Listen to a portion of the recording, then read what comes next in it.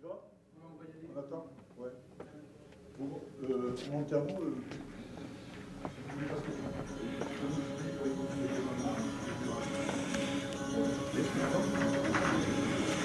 bien. Évidemment, la Société d'Histoire de l'Orient inférieur est aujourd'hui très honorée de recevoir Louis Cotto qui va nous faire une conférence, vous le savez, sur la thématique des Kurdes. Nous connaissons Louis Cotto depuis pas mal de temps, la Société d'Histoire, il nous a déjà fait plusieurs conférences. Il nous a fait notamment, il y a quelques années, une conférence sur la Turquie, une autre sur Adrien, l'empereur romain, en Afrique du Nord, et bien d'autres. Il est connu parce qu'il fait beaucoup de conférences aussi avec le Rotary, et dans d'autres villes, il fait des permanences un peu partout. Louis Cotto, d'abord, il a une formation de professeur de lettres. Et moi, je le connais depuis longtemps, je me suis toujours demandé pourquoi il n'était pas professeur d'histoire. Parce qu'il adore l'histoire, il est passionné par l'histoire, notamment, en tout cas dans son jeune âge, mais même maintenant, il est passionné notamment par l'histoire de l'Antiquité. Et évidemment, quand on touche un peu à l'Antiquité, qu'on n'a pas fait le tour, parce qu'on ne fait jamais le tour de l'histoire de l'Antiquité, il s'est intéressé pour l'histoire médiévale. Et il était absolument très intéressé par l'histoire du Proche-Orient, cette région où il excelle au niveau de ses compétences sur les histoires de cette région. C'est donc un intervenant compétent qui va intervenir ce soir. Il est compétent parce que, ben voilà, déjà il est professeur de lettres, il connaît l'histoire depuis longtemps, mais aussi parce que dans ces pays du Proche-Orient, il y va depuis très longtemps, depuis l'âge de 17 ans. Et au début, il partait tout simplement en autostop, à pied, par les moyens du bord. Il est allé plusieurs fois, 6-7 fois je pense, 17 fois dans ces conditions. Et après, il a eu une autre passion qui était la moto, un peu comme Laurence d'Arabie. Petit clin d'œil par rapport à Laurence d'Arabie qui adorait la moto. Il est parti aussi en moto, à partir d'Orvel même. Il est parti là-bas en Turquie, il a visité tout ça. Et comme il aimait bien l'histoire médiévale, il est allé un petit peu sur les chemins des croisades, il est allé visiter les craques des chevaliers et bien d'autres sites. Il est actuellement président à Nîmes de l'association des Trois Tours. Donc il est vraiment dans un milieu d'histoire, d'antique. Et je salue donc mon collègue président de Nîmes, et heureux qu'il soit là. Mais voilà, je ne vais pas être plus long, je vais lui laisser la parole, en le remerciant au nom des deux associations qui organisent la soirée, à savoir la Société d'Histoire. Merci, Monsieur le Président. Merci, Monsieur le Président, merci aux membres de la Société d'Histoire, et puis je remercie toutes les personnes qui sont venues, malgré la Covid et le mauvais temps, écouter cette conférence qui, je l'espère, vous intéressera. Je vais peut-être descendre. Je peux descendre ou il faut que je reste là? Mais ce serait bien que vous soyez derrière le regard, parce qu'on vous fait un petit... D'accord. Si vous voulez, sinon, bon. Bon, je vais aborder aujourd'hui la question kurde au Proche-Orient. Et je vous propose un plan que je respecterai au moins jusqu'au troisième point. Où le troisième point, je vais développer un peu plus la Turquie. Et si nous avons le temps de l'aborder, l'Irak et la Syrie. L'Iran, c'est assez rapide. C'est une gageure de vous présenter ça environ 1 heure. Il est 9h moins le quart. Bon, il faut avoir terminé à 10h au dernier pour que vous puissiez poser des questions. Sachant que là, il y avait, rien que sur la question 3, il y avait une conférence entière, quoi. Alors, cette soirée est consacrée donc aux Kurdes. Et malheureusement, ce que vous savez d'humain chez les Kurdes, c'est-à-dire les combats qui ont eu lieu à Kobané à partir de 2015, la conférence vous en parlera un petit peu, mais c'est surtout de l'histoire, de la politique que je vais vous présenter ce soir. Donc les combattantes des YPG ou du PKK, on aura peut-être l'occasion d'en parler, mais là, moi, j'en parlerai pas dans la conférence. Bien qu'elle soit assez symbolique de la résistance kurde. Alors, d'abord, d'où viennent ces Kurdes? Enfin, quelle est la question importante en Orient, c'est quel est le premier peuple, quel est le peuple qui occupe avant les autres les territoires, quel est le peuple dont la langue a précédé les langues des autres, parce que c'est une question politique. Quand nous parlons de l'histoire antique, là on va l'aborder très rapidement, c'est juste une question d'histoire pour nous. En Orient, c'est de la politique, c'est de l'histoire et de la politique. Donc, voilà une carte du Proche-Orient que vous reconnaissez. Et ce qui nous intéresse, c'est l'arrivée des Kurdes dans cette région. Alors, je n'aborderai pas la question des migrations indo-européennes du 4e millénaire, 3e millénaire. On va commencer à partir du 2e millénaire avant Jésus-Christ. Excusez-moi, j'apprends le... Là, vous avez donc une carte de l'Iran, dont vous constatez d'ailleurs que c'est un pays très montagneux, avec des régions montagneuses et des plateaux centraux extrêmement désertiques. L'Iran, c'est 3 fois la France. Ces Kurdes, ainsi que toutes les peuplades indo-européennes iraniennes, alors on va en parler un peu après, descendent par le Turkménistan à partir du 3e millénaire. Au 2e millénaire, ces tribus commencent à être identifiées dans les annales, par exemple assyriennes et babyloniennes. Mais on ne parle pas des Kurdes au sens où nous l'entendons, ce sont d'autres noms qui sont nommés, Kardouchi, Kardichi, etc., qui sont des noms d'ailleurs que les historiens grecs donnent. Et on pense que l'une de ces peuplades citées à partir du 2e millénaire, de la fin du 2e millénaire avant Jésus-Christ, représente les Kurdes. Mais on n'a pas de preuve de ça. Alors attendez. Voilà. À partir de là commence la polémique. Là, la version que je vous donne, c'est la version des Turcs. Pour les Turcs, les Kurdes arrivent poussés par les invasions seldjoukides au 8e et 9e siècle après Jésus-Christ. Donc, pour l'Ankara, les Kurdes arrivent en même temps que les Turcs. Ils n'ont pas vocation à dire qu'ils ont précédé de plusieurs siècles les Turcs. Ce n'est pas innocent. Et pour les Kurdes, leur histoire officielle commencerait à partir de la chute du royaume assyrien, c'est-à-dire Assour en 614 et Ninive en 612, la grande capitale, la ville sanguinaire dont parle le prophète Néhoum dans l'Ancien Testament. C'est à ce moment-là que les Kurdes font leur entrée officielle, on va dire, dans l'histoire. Ils seraient une des tribus du peuple Mède qui, avec les Babyloniens, a pris ces villes assyriennes. Donc, ils sont des cousins des Mèdes. Ce qui n'est pas rien. Du coup, entre la version d'Ankara et la version des Kurdes, vous avez environ 15 siècles de différence. Et ce n'est pas innocent. Comment se répartissent ces Kurdes? Nouvelle polémique. Voilà la zone. Alors, malheureusement, ça ne paraît pas trop sur le document. Alors, normalement, c'était plus coloré sur la diapo. Mais vous avez, pour faciliter les choses, voilà Diyarbakir, qui est la grande capitale kurde de Turquie. Et vous descendez jusque dans la Mabad. Et là, la zone Kirkouk. Alors, c'est des noms qui sont arabes ou kurdes, là. Et donc, ce n'est pas les noms que nous avons, nous. Mossoul, Kirkouk, voilà, la zone générale. Cette zone générale est bien sûr sujette à la polémique.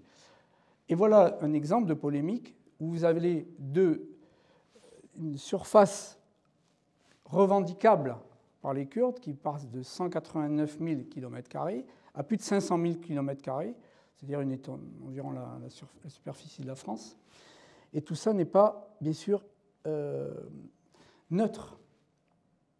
Car si, par le plus grand des hasards ou la plus grande des chances, un État kurde était créé, il faudrait qu'il le fût sur une superficie officialisée. Donc vous avez une différence extrêmement importante entre les revendications des Kurdes et ce qu'annonce les pays, la Syrie, la Turquie, l'Iran et l'Irak, concernant les Kurdes.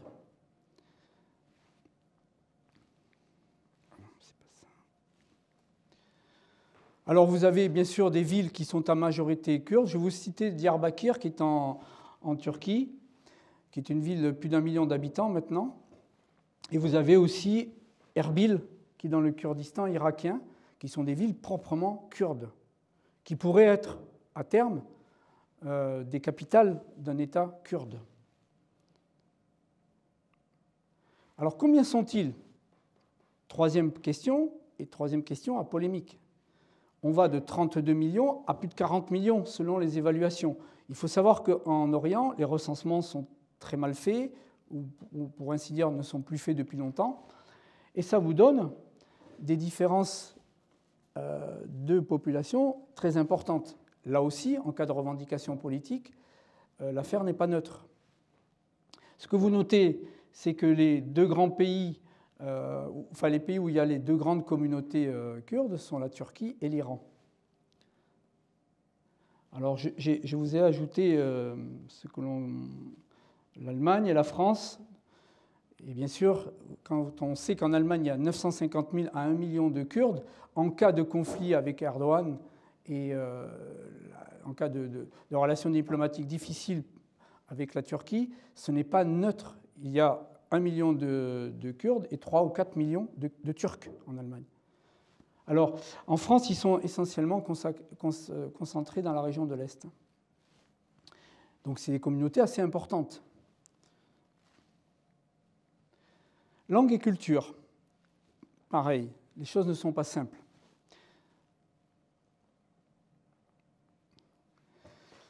D'abord, les Kurdes n'ont pas d'écriture. Ils ont donc toujours adopté les écritures des pays où ils vivaient et des pays qui les avaient soumis. Et ainsi, vous avez, et ce n'est pas, là aussi c'est très complexe pour eux pour échanger, un alphabet latin que la Turquie a accepté, enfin, a imposé à partir de 1928. Alors, l'alphabet latin récupéré par les Turcs, les 26 lettres de l'alphabet latin, il n'en reste plus que 23, parce qu'il y en a 3 qui sont imprononçables par les Turcs, et ils ont rajouté 6 autres lettres. Donc, en réalité, l'alphabet latino-turc fait 29 lettres. L'alphabet arabe avec ses 28 lettres, et l'alphabet arabo-persan en Iran, avec des lettres essentielles, enfin des lettres qui sont purement persanes. Pourquoi? Parce que l'arabe est une langue sémite consonantique. Ce qui est exprimé dans l'alphabet, c'est les consonnes. Et vous avez des signes diacritiques, ce qu'on appelle en linguistique diacritique, qui modulent la prononciation des consonnes et qui mettent en place les voyelles. C'est pour ça que, par exemple, dans l'alphabet turc, vous avez des consonnes avec des chapeaux en haut, un signe diacritique en haut ou un signe diacritique en bas, et qui autorisent les modifications de la prononciation. Et puis vous avez l'alphabet cyrillique dans les républiques en Géorgie et en Arménie, parce qu'il y a des petites communautés kurdes en Arménie, c'est quelques milliers de Kurdes, et en Géorgie, pareil. Donc, il n'y a pas d'harmonie d'écriture entre les populations kurdes. Les traditions religieuses, j'espère que ça ne vous dérange pas, quasiment. Les traditions religieuses, les Kurdes ont intégré, si vous voulez, la religion majoritaire des régions où ils vivent. Alors, il y a des régions où c'est chiite, d'autres régions où c'est sunnite. C'est assez secondaire dans la mesure où les Kurdes du PKK ou du PID syrien, de toute façon, sont laïcs. Et donc, ça ne s'intéresse pas. Mais je parle là des traditions générales. Et les traditions générales, c'est que vous le voyez, les Kurdes sont très multiples en matière de religion, de tradition religieuse. Il y a une faible minorité de chrétiens, et je rappelle que les yézidis dont on a parlé récemment avec Daesh, les yézidis sont des Kurdes.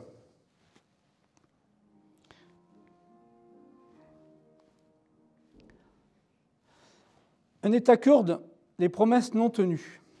Nous allons rentrer maintenant dans le domaine de l'histoire, c'est-à-dire dans les origines du problème kurde non réglé après la Grande Guerre.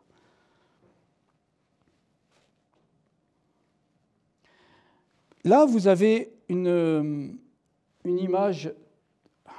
Pardon, attendez, je reviens. Voilà. C'est la première fois que je l'utilise, vous m'excuserez. Donc ça, c'est l'Empire ottoman, à la veille de la guerre, qui a déjà perdu la région actuelle de la Libye, pour faire simple, que les Italiens ont récupérée en 1912. L'Égypte, qui est sous contrôle, sous protectorat britannique. Et donc, il ne reste plus pratiquement à l'Empire ottoman, le grand Empire ottoman du XVIe siècle, que cette partie. Là vont se dérouler les opérations, par exemple, de Laurence d'Arabie en 1915 et 1916.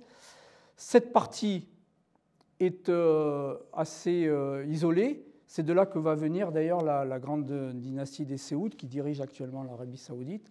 Et puis, vous voyez déjà les influences encore britanniques dans cette région. On va passer maintenant à l'étape suivante, 1916. C'est la première fois où la question kurde va être abordée indirectement. Que se passe-t-il en 1916 ? Pour ceux qui sont amateurs d'histoire, en février 1916, la bataille de Verdun a commencé. Les troupes du Kronprinz sont repoussées au bout de 4 jours et la bataille s'installe, enfin les soldats des deux armées s'installent dans les tranchées vers la Morom, la côte 304, etc. Lorsque la bataille commence à prendre une bonne orientation, s'annonce plutôt bien pour les Français, il y a des négociations qui vont avoir lieu entre un colonel britannique, Sykes, et un ambassadeur français, Picot, sur le partage à venir de l'Orient. Ces discussions ont lieu au moment où l'Empire ottoman, en 1916, commence à perdre beaucoup de terrain, par exemple en Syrie, en l'actuelle Jordanie qui n'existe pas à l'époque, et en Orient, dans le Hejaz. Donc les Anglais et les Français discutent sur le devenir de ces régions. Cette négociation Sykes-Picot va être confirmée après à Londres entre l'ambassadeur de France et le secrétaire d'État, le ministre des Affaires étrangères britannique. Et voilà comment. Ce n'est pas une négociation non officielle, il n'y a pas de traité derrière tout ça. Mais ça annonce déjà la couleur sur le futur traité de San Remo et de Sèvres. Donc les Anglais se réservent la zone du Golfe Persique, avec le futur Irak et en partie empiété sur l'Iran. Les Anglais savent que c'est la zone. Le pétrole va être découvert et exploité en Irak en 1927 et en Iran en 1908.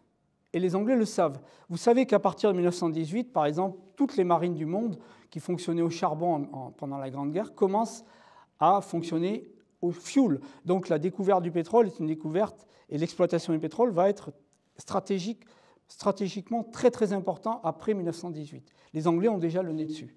Nous, on nous réserve la Grande Syrie. Les Français, donc, ont la zone dite de la Grande Syrie,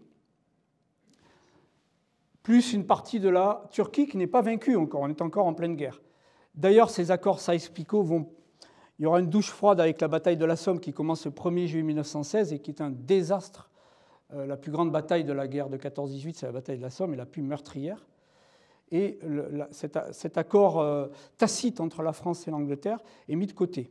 Puis, en 1918, après la défaite des puissances centrales, c'est donc l'Empire allemand, l'Empire autrichien, l'Empire turc. Les Turcs sont rentrés dans la guerre en octobre 1914, donc avec plusieurs semaines de retard. Ils ont été un peu attentistes pour savoir comment allaient se dérouler les premières semaines de la guerre. À la conférence de San Remo, nous sommes donc après la Grande Guerre, la question du dépeçage de l'Empire ottoman est posée. Et dans ce dépeçage, on confirme ce qui avait été décidé dans l'accord Sykes-Picot, mais de manière beaucoup plus, en droit international, beaucoup plus solide.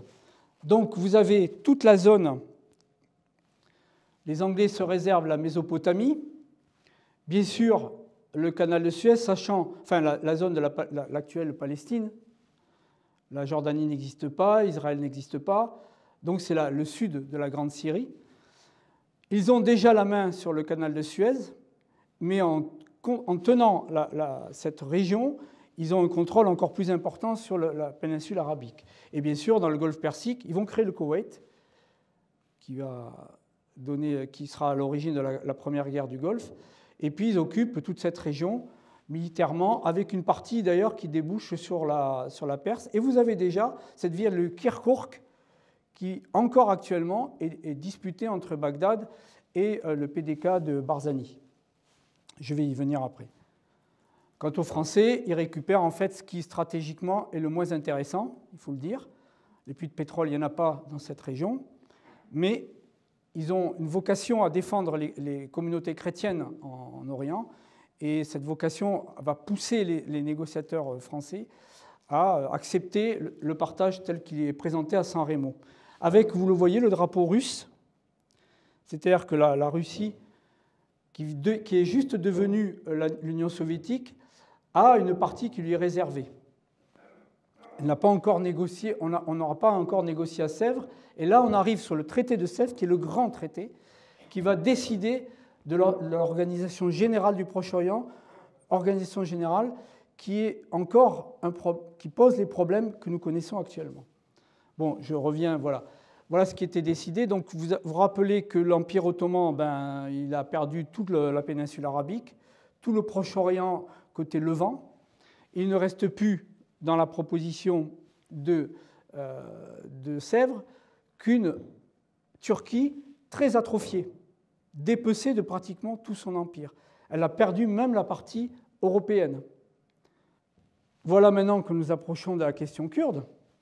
Dans ce traité, il est question de créer un État arménien, mais il n'y a plus beaucoup d'Arméniens en Turquie, vous pouvez l'imaginer, avec une partie d'ailleurs qui n'est pas indiquée là sur la Cilicie, qui concernait aussi la petite Arménie. Les Grecs qui occupent toute la région de Smyrne, pour ceux qui connaissent Izmir, qui est une région traditionnellement grecque depuis la plus haute Antiquité. Toute cette région est déclarée zone démilitarisée, c'est-à-dire contrôle international. Les Italiens qui ont pris Rhodes, pour ceux qui connaissent Rhodes, c'est intéressant parce que, par exemple, le palais des grands maîtres des chevaliers de Rhodes, les chevaliers de Saint-Jean de Jérusalem, et les possessions qui sont sur la côte sont pris, tout cela est pris par l'Italie en 1911. C'est pour ça que les Italiens sont partie prenante dans les négociations de Sèvres. Et puis la France se retrouve avec une partie de la Grande Syrie amputée, on va dire, de cette région de l'Irak qui revient aux Anglais. Alors maintenant, voilà le fameux Kurdistan qui est promis. Alors au départ, c'est les articles 64 et 65 du traité de Sèvres. Ce Kurdistan est proposé d'abord comme une province autonome. À charge après, dans les discussions avec la Sublime Porte, parce que ceux qui négocient, les Turcs qui négocient le traité de Sèvres, c'est encore les Ottomans. C'est les Ottomans qui ont été vaincus, mais c'est le sultan qui négocie. Et d'ailleurs, les Kurdes ni les Arméniens ne participent parce qu'il n'y en a plus, ou ils ne sont pas invités. Et d'abord, on propose une province autonome, à charge après de créer un État kurde sur des discussions qui doivent avoir lieu à court terme ou à moyen terme avec la Sublime Porte. Vous retrouvez la grande ville de Diyarbakir. Cette région serait donc proposée aux Arméniens, mais comme je vous le disais tout à l'heure, il n'en reste plus beaucoup depuis 1915. Et voilà, vous avez la zone d'influence des Français. Et vous notez d'ailleurs que le fameux État autonome proposé aux Kurdes est divisé entre l'influence française et l'influence anglaise. Seulement, ça ne se passe pas comme on espérait, c'est-à-dire qu'après ce traité, alors je le reprends, la Grande Arménie, tout ça je vous l'ai dit. Donc la Turquie est dépecée.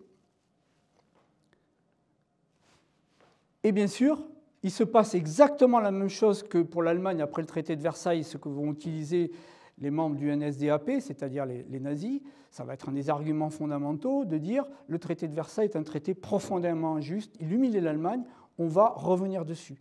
Eh bien, les Turcs se retrouvent dans la même situation. Un homme se lève.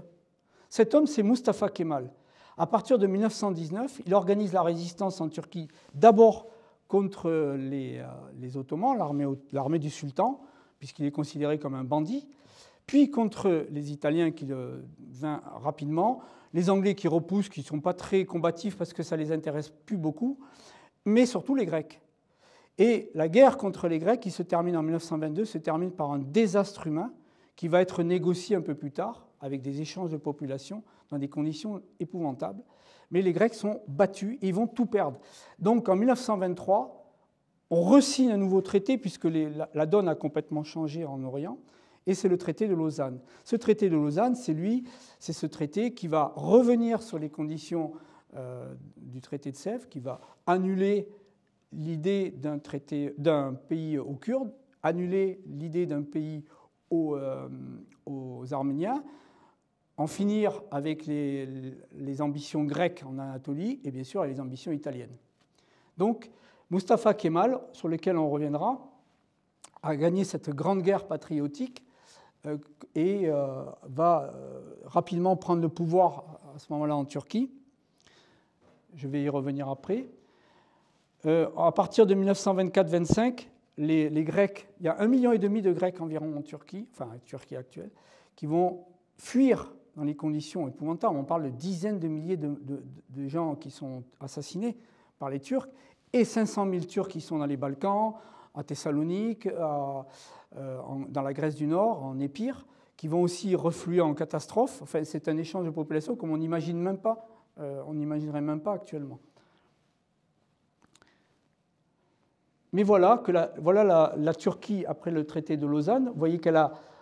Istanbul est encore une zone internationale qui va rapidement revenir d'ailleurs aux mains de Mustafa Kemal. Et puis la Turquie qui a à peu près déjà son dessin actuel et où le Kurdistan n'est plus qu'une région occupée par une minorité, mais sans État, sans région autonome, sans aucune reconnaissance juridique. C'est donc la fin. Pour les Kurdes, la fin de cet État. Alors, quand on parle j'ai parlé avec des amis kurdes, souvent on reproche à la France de ne pas avoir défendu mieux cet État kurde qui avait été proposé, défini dans le traité de Sèvres. Alors, comme d'habitude, on le voit souvent maintenant, on sort un élément de l'histoire, un événement important de l'histoire, complètement de son contexte, et ça ne signifie plus rien. Pourquoi la France n'intervient pas en 1923-25, donc au moment du traité de Lausanne et après militairement, en Anatolie? Premièrement, l'armée qu'a réussi à construire Mustafa Kemal est une armée très puissante, qui connaît parfaitement le pays, où d'ailleurs l'Anatolie manque beaucoup de voies de communication, donc amener une armée moderne comme l'armée française ou l'armée britannique avec une grosse logistique, c'est quasiment impossible. C'est une zone de montagne. Moi, l'Anatolie, je l'ai parcourue dans tous les sens et on n'imagine pas une armée occidentale franchir le Taurus ou les montagnes de l'Anatolie. La France ne peut pas militairement. Ça, c'est le premier point. Parce qu'on l'a reproché beaucoup aux Français. Il faut quand même revenir à ce qu'était la France à cette époque. Deuxièmement, les Britanniques ont dit non, on ne fournit pas la flotte. Les Britanniques sont en train de s'occuper de mettre en place leur administration dans l'Irak, de supporter leur administration en Égypte, de mettre en place leur administration au Koweït, dans les Émirats du Golfe Persique. L'Anatolie, ça ne les intéresse plus du tout. Donc on ne peut pas agir sans les Britanniques. Depuis longtemps, depuis la guerre de 14-18, on ne peut plus agir sans les Britanniques. Troisièmement, le gouvernement, le président du Conseil, c'est Raymond Poincaré, qui a été président de la République pendant la guerre de 14-18, qui là est président du Conseil, c'est-à-dire l'équivalent du Premier ministre. Il a des marges de manœuvre extrêmement faibles en France, il ne peut pas agir. D'ailleurs, son gouvernement tombe en 1924, et en 1924, c'est Édouard Herriot, le futur grand maître, le futur maire de Lyon, qui prend le pouvoir. C'est un radical, c'est la gauche de l'époque, et il n'est pas question de s'engager dans une opération militaire de grande envergure. Il y a un autre point, sur ce troisième point, c'est qu'il y a un mouvement général après la guerre de 14-18, pacifiste, antimilitariste, en France, qui est dirigé par des intellectuels comme Romain Rolland, qui a son prix Nobel en 1915. Ce sont comme Dorgelès, comme tous ces auteurs que beaucoup d'entre vous connaissent. Et la France, l'opinion publique française n'est absolument pas préparée à une nouvelle guerre pour les Kurdes que personne ne connaît. Éventuellement, pour défendre l'Empire, oui, mais là, ce n'est pas l'Empire. Là, c'est une zone qui a été définie en 1920 au traité de Sèvres et qui est juste une zone de transition, on va dire, politique. Et puis, il y a un dernier point pour la France, c'est qu'en 1921, on l'oublie tout le temps, d'ailleurs les historiens n'en parlent pas suffisamment, il y a la guerre du Rif qui commence. La guerre du Rif, c'est les frères Abdelkrim qui attaquent dans le protectorat espagnol l'armée espagnole, qui l'écrase à plusieurs reprises. La situation est très très grave dans le Rif. Et à partir de 1924, donc vous voyez que ce sont les dates qui correspondent, les Rifiens commencent à attaquer les voies de communication du protectorat français au Maroc, c'est-à-dire entre Fès, Taza, Guernsey, Oujda, etc. Et la situation est très tendue. Tendue au point qu'en 1925, malgré son vœu de ne pas intervenir, Herriot est obligé d'envoyer l'armée, ce sont les troupes coloniales, les Goums, les tirailleurs algériens, les Pieds Noirs qui combattent dans ces troupes. C'est une force militaire de plus de 60 000 hommes et la France est engagée dans une guerre très difficile qu'elle va régler rapidement à son profit. Les Rifiens seront battus, mais voilà la situation pour la France. Donc la question kurde, la France n'a pas les moyens ni la volonté d'intervenir pour malgré tout maintenir cet État kurde. En plus, les Kurdes sont essentiellement des musulmans.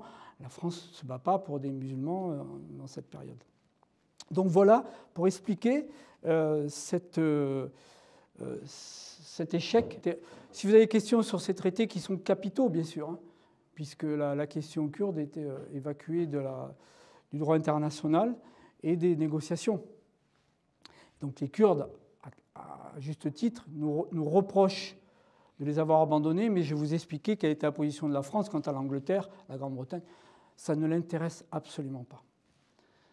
La question kurde 2, on va faire là aussi malheureusement très vite.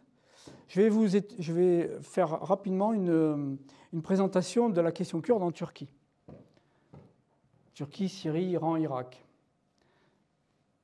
On revient à voilà, la fameuse proposition du traité de Sèvres sur le futur État kurde, alors que par contre pour les Arméniens c'était un État déterminé dès le traité de Sèvres. Kemal Atatürk n'en fera qu'une bouchée des Arméniens qui veulent défendre leur État, parce qu'il y en a vraiment très peu. Ils n'ont pas les moyens de se défendre contre l'armée turque. Voilà la fameuse la Turquie. Donc on retrouve un peu, je vais vous montrer juste pour mémoire, voilà. Là nous sommes. Alors Van est inclus maintenant, par exemple, par l'Institut kurde est inclus dans le Kurdistan en territoire, mais ce n'était pas le cas avant. Donc voilà, c'est Malatya, Gaziantep, Urfa a été inclus, la ville a été incluse, aussi assez tardivement. Voilà la zone. Là vous avez la zone dont on parlera tout à l'heure du Rojava. Voilà. Ah, bien sûr, après les massacres de 1915, où d'ailleurs les Kurdes ont largement participé au massacre des Arméniens. Ils ont largement participé, mais à la différence des Turcs, ils ont demandé pardon, le PKK a demandé pardon, et le PDK de Barzani a aussi demandé pardon aux Arméniens. Ils ont été très actifs, comme toutes les minorités, les Turkmènes, pour le massacre des Arméniens. Et c'est à cause de ce massacre qui remonte après sur Van et Erzurum, qui sont des zones arméniennes de peuplement arménien. Et les Kurdes vont remonter vers le nord avec les facilités que leur donne le gouvernement turc pour occuper les terres, les possessions arméniennes. Et c'est pour ça aussi que les superficies sont très différenciées. Si vous prenez une superficie après 1915 et une superficie avant 1915 de la question kurde, c'est plus la même chose. Vous reconnaissez tous Mustafa Kemal. Je vous ai dit qu'à partir de 1919 jusqu'en 1922, Mustafa Kemal livre une guerre de reconquête de la Turquie qui aboutit au traité de Lausanne, qui est le traité qui définit à peu près les frontières de la Turquie moderne. C'est un homme exceptionnel. Un homme exceptionnel. Malheureusement, on va dire, tous les belligérants du Proche-Orient, français, italien, grec, arménien, voire kurde, tombe sur un homme qui a une personnalité extrêmement forte et qui est un militaire de grande valeur. Alors c'est un personnage qui, bien qu'il ait défait, repoussé, on va dire, les Français, les Anglais, les Italiens, les Grecs, a une grande admiration pour l'Occident. Et il a compris que la culture de l'Empire ottoman était une culture passéiste et que pour faire rentrer la Turquie dans l'ère moderne, il fallait changer des choses fondamentales. Et donc, il est à l'origine de changements extrêmement importants. En 1922, je vous donnerai un tableau après, il abolit le sultanat. Le sultanat, c'est le pouvoir temporel chez les musulmans. Le sultan ottoman est le sultan qui domine l'ensemble du monde sunnite et chiite, quand il y a des chiites dans l'Empire ottoman, mais c'est sunnite. En 1923, il fait d'Ankara la capitale. À la fin de l'année 1923, le 29 octobre 1923, c'est l'anniversaire de la création de la République turque. C'est donc une date, c'est le 14 juillet de chez nous, c'est une date très importante, une fête nationale. En 1924, il va plus loin. Il abolit le califat. Le califat, c'est le pouvoir religieux du sultan. Je rappelle que le grand sultan ottoman, surtout à partir du XVIe siècle, il est présenté comme l'ombre de Dieu sur terre. Il a le pouvoir temporel, le pouvoir spirituel. Il est le lieutenant de Dieu sur terre. Il est le successeur des 4 grands califes éclérés du début de l'islam. Son pouvoir est immense. Et quand Mustafa Kemal abolit le califat, c'est quelque chose d'extrêmement fort. Bien sûr, ça ne va pas se faire sans révolte sunnite sur le plateau anatolien. Mais on va y revenir. Pour finir, il va, en 1928, parmi les réformes extraordinaires qu'il organise, il décide d'abandonner l'alphabet arabe, qui est l'alphabet du Coran, qui est l'alphabet en fait parlé par même pas 10% de la population, des élites. Les 90% de la population turque du plateau anatolien sont illettrés. Il dit, nous devons rentrer dans l'ère moderne, on change l'écriture. Vous imaginez ? Changer l'écriture. Il le fait malgré les réticences et en utilisant des méthodes parfois très brutales. Mais il y arrive. Et puis en 1930, il accorde... Alors, ce n'est pas le droit de vote aux femmes en 1930, c'est juste pour les élections locales. Le droit de vote aux femmes est donné en 1934 pour les futures élections de 1935. Donc les femmes turques obtiennent le droit de vote 10 ans avant les Françaises. C'est quand même extraordinaire, dans un pays de tradition sunnite très fort, très conservateur. C'est quelque chose d'extraordinaire que fait Kemal Atatürk. Mais il ne le fait pas sans casse. Voilà, je vous en ai parlé. Tout est important, là. Tout est important. Donc, en quelques années, et malgré les révoltes, voilà la Turquie, voilà le Kurdistan, on revient à... Vous voyez que déjà, la zone occupée par les Kurdes remonte jusqu'à Erzurum et Van, ce qui n'était pas le cas avant.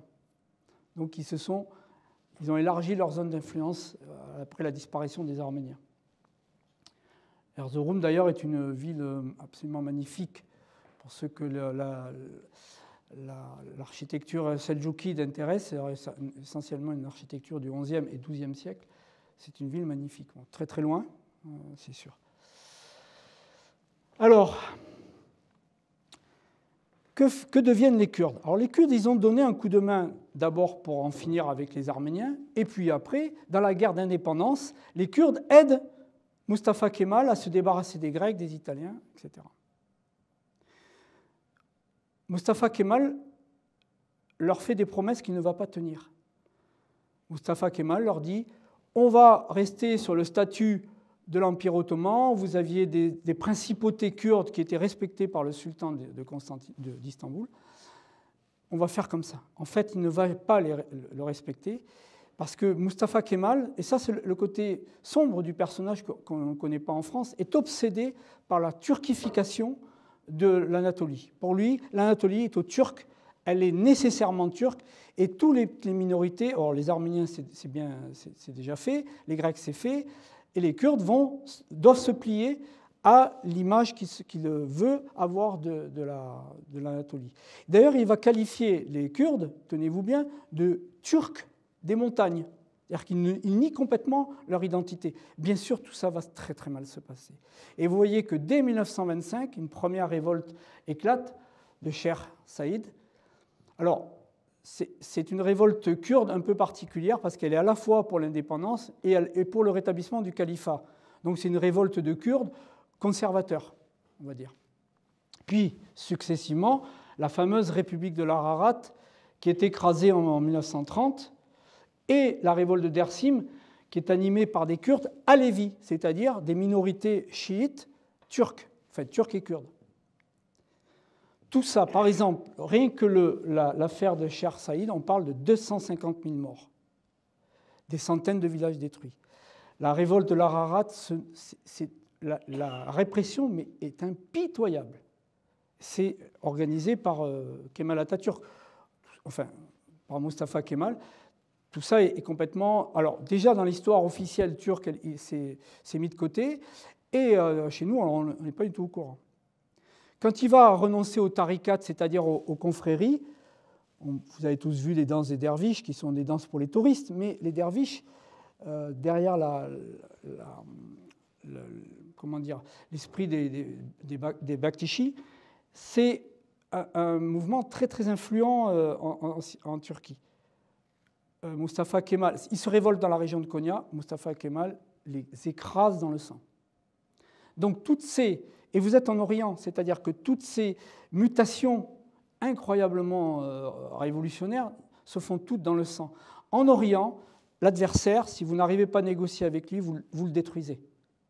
Donc Mustafa Kemal, il est tout à fait dans la logique de cette époque. Mais pour les Français qui le considèrent comme un héros, voilà, l'histoire, c'est quand même un peu plus à nuancer.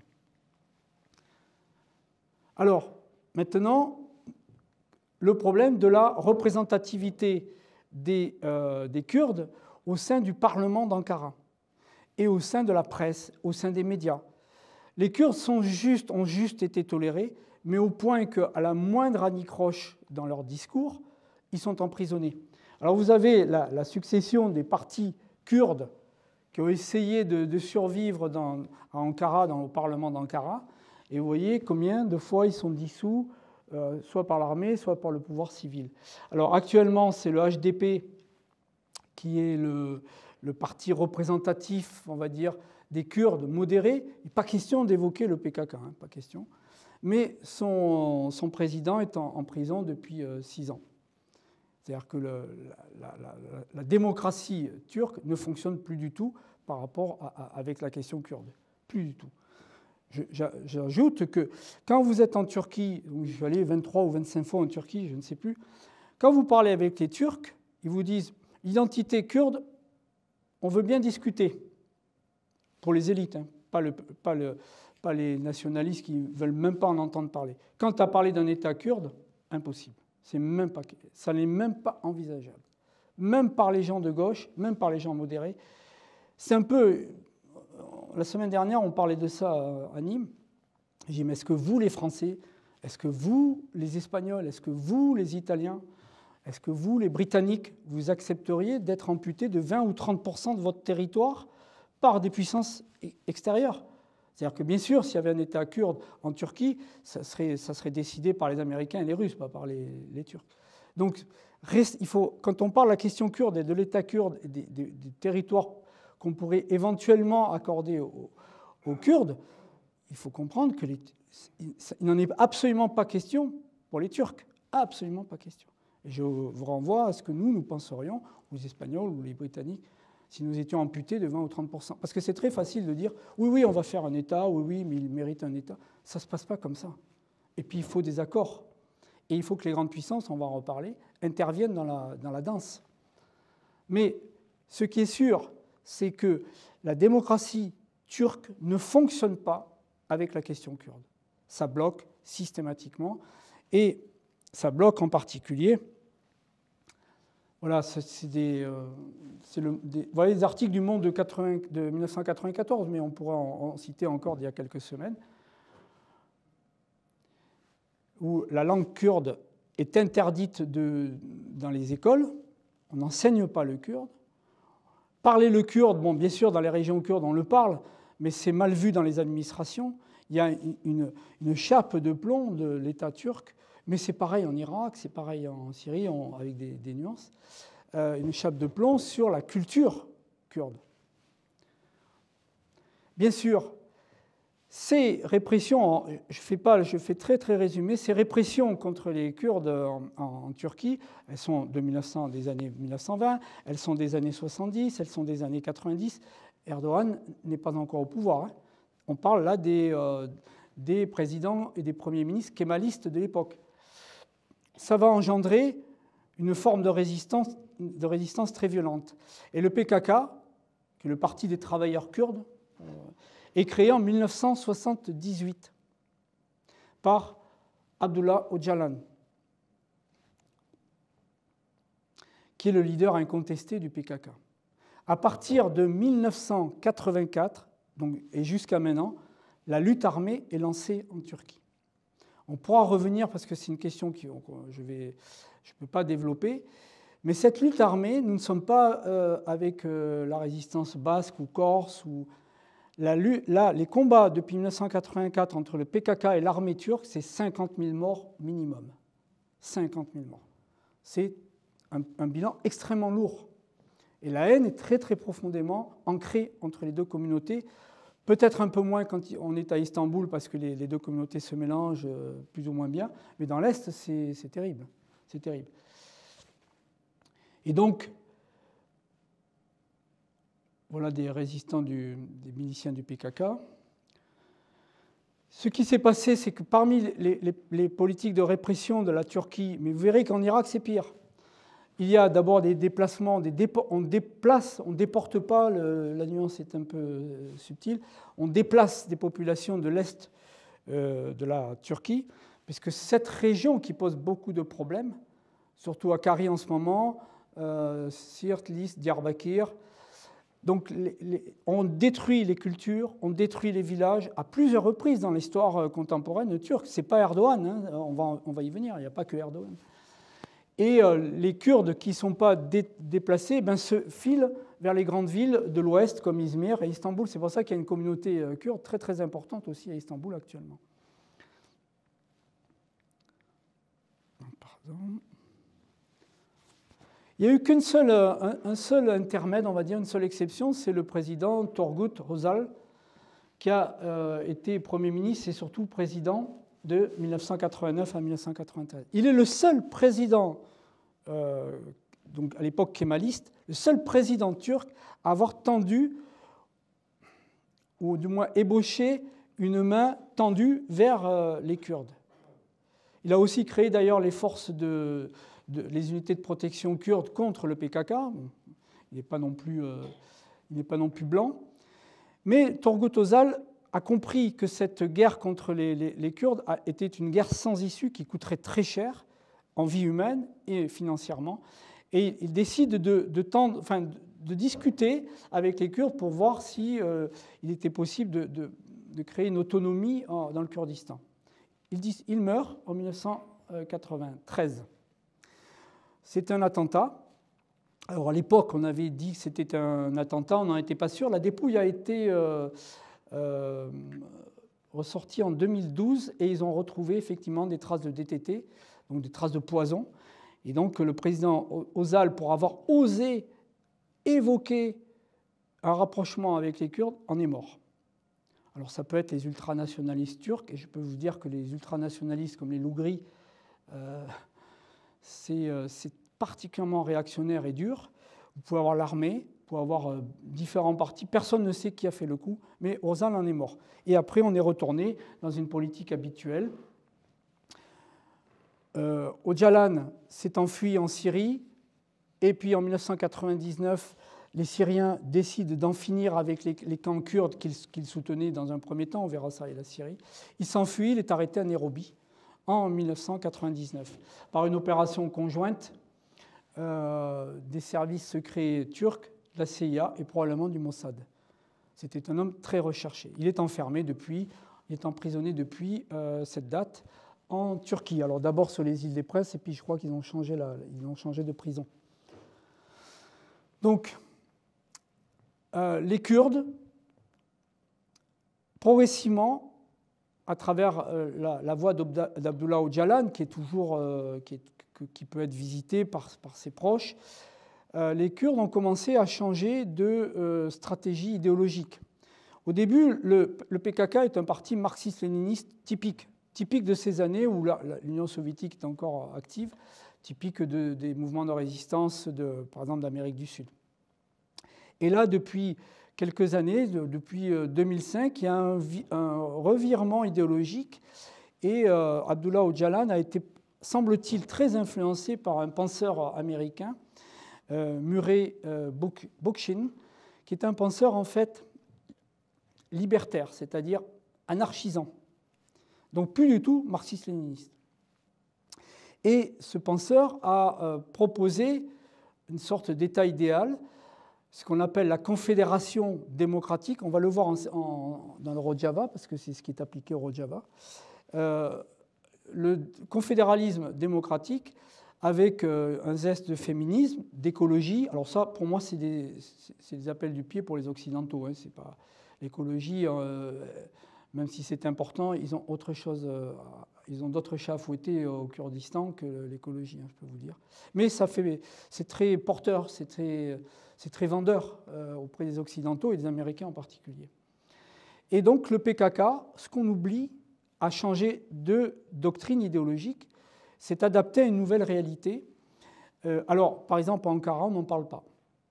Pour Ankara, ce sont des bandits terroristes et, sous-entendu, entre guillemets, communistes.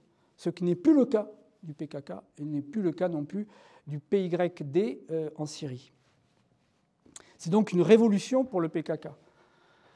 Alors maintenant, on va arriver à Recep Tayyip Erdogan, donc Premier ministre depuis 2003 et président depuis 2014. Il lui a été proposé plusieurs trêves par Abdullah Öcalan. Alors nous l'accablons, le président Erdogan, on ne peut pas dire qu'il est la cote en France et en Occident.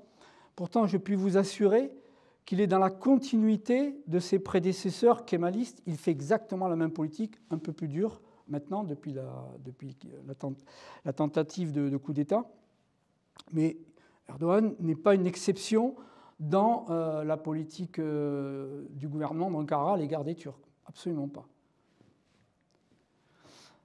C'est le drame de Kobané. Vous vous souvenez tous de ce drame de Kobané, de cette bataille de Kobané, qui est une sorte de bataille de Stalingrad entre les Kurdes des YPG, des unités de combat du Kurdes syriens, aidés par le PKK, contre Daesh.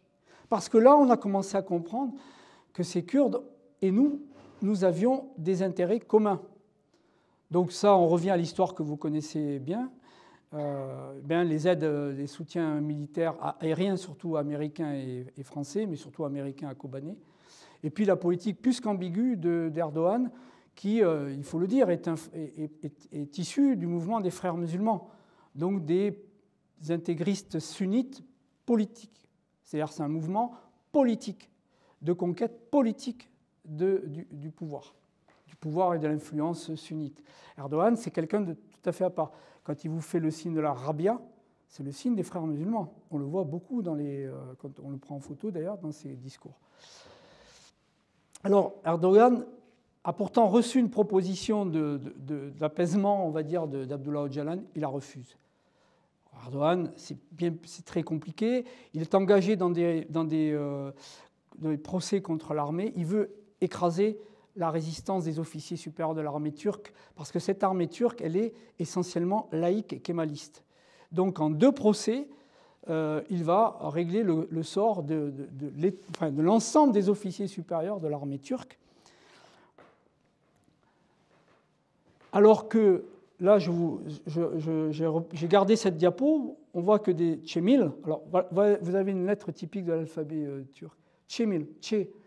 Donc ça, c'est une lettre qui n'est pas prononçable pour nous. Cemil Bayik avait proposé, à l'État turc, à Ankara, avait proposé une nouvelle solution avec les États-Unis, bien sûr, parce que les États-Unis sont souvent sollicités par les Kurdes. Les États-Unis n'ont pas pris position sur cette affaire, puisque au départ, Erdogan est considéré comme un allié, un membre de l'OTAN, deuxième armée de l'OTAN, derrière l'armée américaine, bien loin devant l'armée française ou britannique. L'armée turque, c'est quelque chose. Et donc les Américains n'ont pas donné suite à cette proposition. Donc ça, c'est ce que je vous ai dit sur le confédéralisme démocratique, qui est appliqué dès 2016, en particulier dans le Rojava, la fameuse révolution idéologique du PKK. Oui, je vous en ai parlé, de Murray Bookchin, le penseur américain, qui est décédé au début des années 2000. Alors d'ailleurs, on a dit que Bookchin s'était inspiré de la Commune de Paris, peut-être, mais surtout des expériences anarchistes dans l'Aragon pendant la guerre d'Espagne, en 1937-38. Expérience qui d'ailleurs étouffée par les communistes en 1938. Ceux qui ont vu le film de Ken Loach, Land and Freedom, se rappellent qu'à la fin, les miliciens sont arrêtés par des soldats en uniforme lourdement armés, et le public français croit d'ailleurs que ce sont des franquistes. Non, non, c'est des membres de la 11e division de l'Istère, c'est des communistes. C'est-à-dire qu'en pleine guerre contre Franco, la République ne cesse de se déchirer entre différents mouvements. Mais c'est la seule fois où les anarchistes pourront, pratiquement la seule fois historiquement, où ils pourront mettre en place une véritable expérience anarchiste avec l'absence de monnaie, la disparition des pouvoirs, toutes les décisions collectives, les terres collectivisées, donc dans ces fameux villages d'Aragon, que je connais très bien, parce que je m'y suis rendu souvent. Et c'est une expérience intéressante qui pouvait ne pas peut-être s'élargir au niveau d'un État. Mais en tout cas, localement, c'était une expérience tout à fait intéressante. Et donc ce penseur américain, Abdullah Öcalan le lit en prison et dit le marxisme-léninisme, surtout après la disparition de l'Union soviétique, c'est terminé. Et puis il y a le coup d'État avorté du 15 juillet 2016 qui permet à Erdogan, on ne prononce pas le G normalement chez les Turcs, Erdogan, qui permet de reprendre en main une nouvelle fois l'armée. Alors actuellement, on parle de 80 000 cadres supérieurs de la magistrature, de l'université, de l'armée qui sont emprisonnés. 150 à 160 000, on parle de cadres supérieurs, qui ont été remerciés, et au moins 25 000 à 30 000 hommes de l'armée des troupes professionnelles qui ont été aussi remerciés. Il a fait une purge incroyable, et récemment encore, Erdogan a encore envoyé plusieurs centaines d'officiers supérieurs et de magistrats en prison ou sortent. Donc il va être difficile de lutter contre lui dans l'avenir. Et ça, je vous ai mis une photo parce que, profitant de ce coup d'État qui avait échoué parce qu'il avait été très mal organisé le 15 juillet 2016, c'est très récent, il va taper encore un peu plus fort sur les Kurdes, mais de manière que même, Mustafa Kemal, on n'a plus d'images ni de témoignages, mais c'est une manière que les présidents kémalistes qui l'ont précédé n'ont jamais employée. C'est-à-dire qu'on envoie l'armée avec l'artillerie lourde qui isole des quartiers de grandes villes kurdes et qui tape au canon dans les quartiers. On est en Turquie, les Kurdes sont des Turcs. Donc c'est d'une grande brutalité. Vous avez un exemple, il y aurait de nombreux exemples de la politique menée par Erdogan dans l'est de la Turquie. Alors quel avenir pour l'irrédentisme turc ?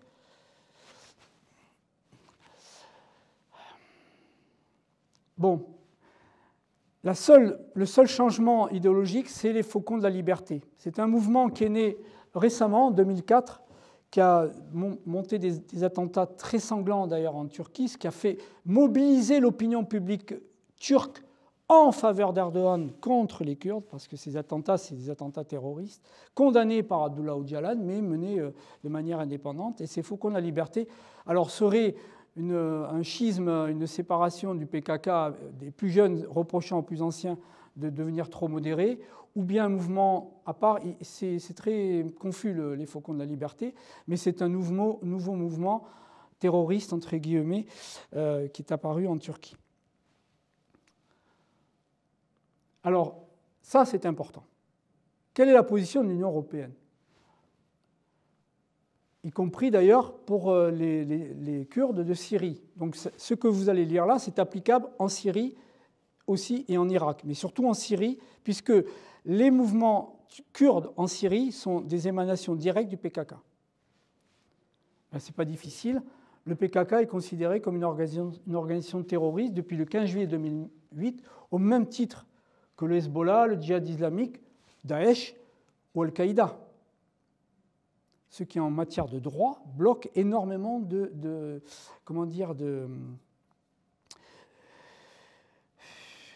oui, ça bloque énormément de possibilités de changer les choses, de prendre des initiatives, ça bloque.